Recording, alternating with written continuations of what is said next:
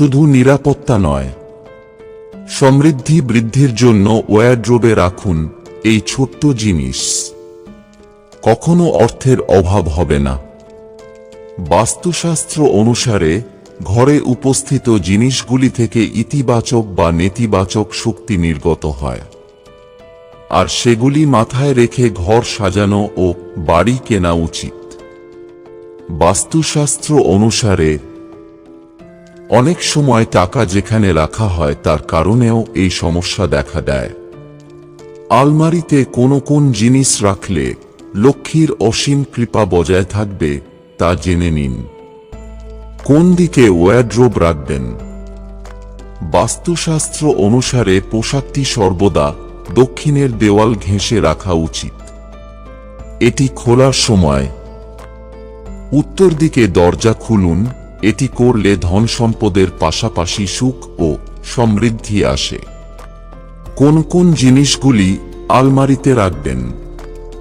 1. Machine installation.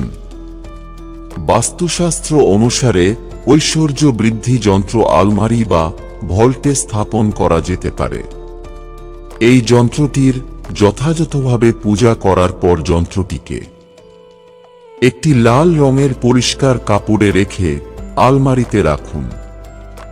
এতে করে টাকা বাড়বে। 2. সুপারি। বাস্তুশাস্ত্র অনুসারে শ্রীফলকে দেবী লক্ষ্মীর রূপ ও সুপারিকে গণেশের রূপ হিসাবে বিবেচনা করা হয়, তাই এগুলো সবসময় আলমারিতে রাখলে সম্পদ আসে। 3. ভোজপত্র। হিন্দু ধর্মে ভোজপত্রকে অত্যন্ত শুভ বলে মনে করা হয়। একটি পরিষ্কার অবিচ্ছিন্ন ভোজপত্র নিন। এরপর একটি পাত্রে সামান্য গঙ্গাজলে লাল চন্দন রেখে গলিয়ে নিন। এরপর ময়ূরের পালকের সাহায্যে ভোজপত্রে শ্রী লিখুন। এরপর ভল্ট বা আলমারিতে রাখুন। 4. হলুদের মূল। হলুদকে হিন্দু ধর্মের একটি শুভ জিনিস হিসাবে বিবেচনা করা হয়।